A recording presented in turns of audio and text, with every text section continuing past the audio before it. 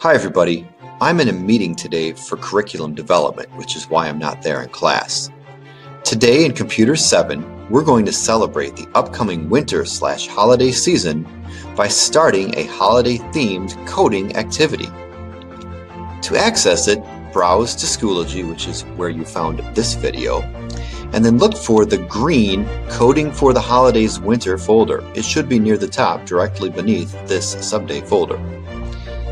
In there, you'll see 3 holiday coding activities. Choose the first one, labeled Holiday Coding Activity 1, The Grinch.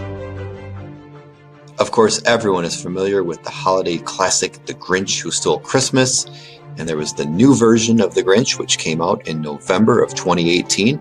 This coding activity celebrates that. As it says for holiday coding number 1, which is what we're starting today, we'll utilize the all-new GRINCH CODING Hour of Code activity. We'll use our coding skills to create commands, algorithms, which are just repeated commands, loops, and more, all to save Christmas. Here's what you do.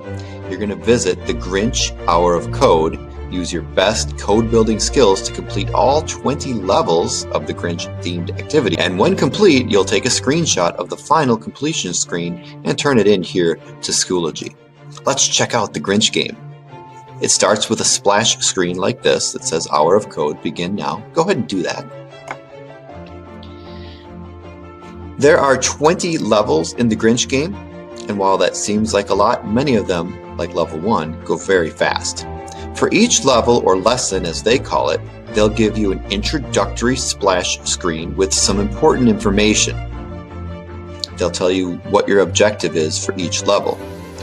And they may also inform you about gear that you'll be using in a specific level, as well as featured code blocks to use.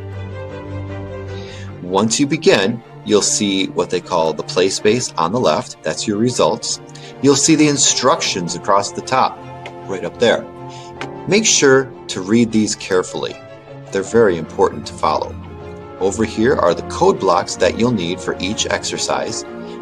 Most of the time, you'll drag them over into the workspace. It'll even tell you how many blocks you need to use. In this first simple exercise, we're just going to move the drone to the right.